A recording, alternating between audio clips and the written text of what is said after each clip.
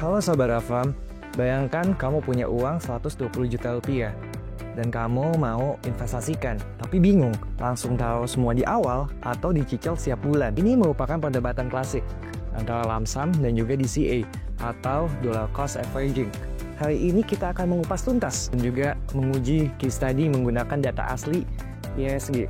Dan kita lihat siapa pemenangnya. Yuk kita mulai. Sebelum kita lihat datanya, yuk kita samakan dulu definisinya. Lump sum dimana semua modal langsung kita masukkan di awal. Contohnya, 120 juta tadi kita belikan saham di bulan pertama. Keuntungannya apa? Keuntungannya adalah uang akan langsung bekerja sejak hari pertama. Yang kedua, DCA. Modal dibagi rata-rata tiap bulan. Misalnya 10 juta per bulan selama 1 tahun. Keuntungannya adalah dapat mengurangi risiko salah timing. Nah, kita masuk nih teman-teman ke case study-nya. Skenario yang pertama, ketika market sedang bearish. Kondisi ini terjadi saat pasar sedang turun.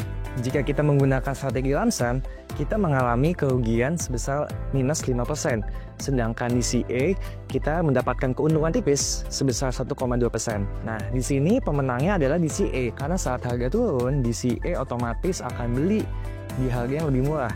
Ini merupakan efek dari averaging down. Skenario yang kedua, teman-teman, saat market sedang recovery. Bisa dibilang ini adalah skenario yang paling dramatis. Periode ini diawali dengan kejatuhan IHSG yang cukup tajam karena COVID-19 dan diakhiri dengan pemulihan arah atau V-shape dengan sangat cepat. Jika kita menggunakan strategi lump sum, kita rugi minus 0,13% karena kita masuk sebelum marketnya jatuh. Sedangkan di CA, kita mendapatkan cuan cukup besar, sekitar 19,9%. Nah, DCA sangat unggul karena membeli saat market sedang diskon besar.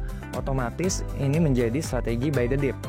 Skenario yang ketiga adalah ketika market sedang sideways. Jika kita menggunakan strategi lump sum, kita mengalami keuntungan sebesar 3%. Sedangkan DCA unggul tipis sekitar 4,1%. DCA memenangkan lagi pada skenario ini karena memanfaatkan fluktuasi kecil untuk menekan harga beli rata-rata. Dan yang terakhir adalah skenario saat market sedang bullish. Ini merupakan kondisi atau skenario yang teman-teman paling suka.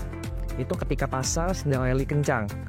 Jika kita menggunakan strategi lump sum, kita mendapatkan cuan cukup besar, sekitar 35%. Sedangkan jika kita menggunakan strategi DCA, kita mendapatkan untung 15%.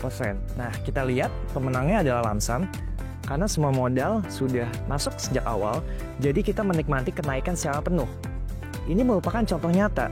Kalau timingnya tepat, lump sum bisa memberikan hasil yang luar biasa.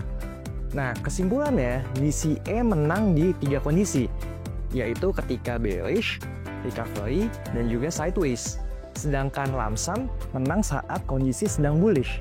Jadi tidak ada strategi yang selalu unggul, tetapi DCA mungkin cocok ketika market sedang tidak menentu. Dan lump sum cocok ketika market sedang bullish atau rally. Jadi pertanyaannya adalah bukan mana yang lebih baik, tapi mana yang cocok dengan kondisi market dan juga profil resiko kita. Jadi saat ini market lagi di fase apa nih teman-teman? Dan teman-teman termasuk jenis investor seperti apa? Tulis di kolom komen ya, tim lump sum atau tim DCA.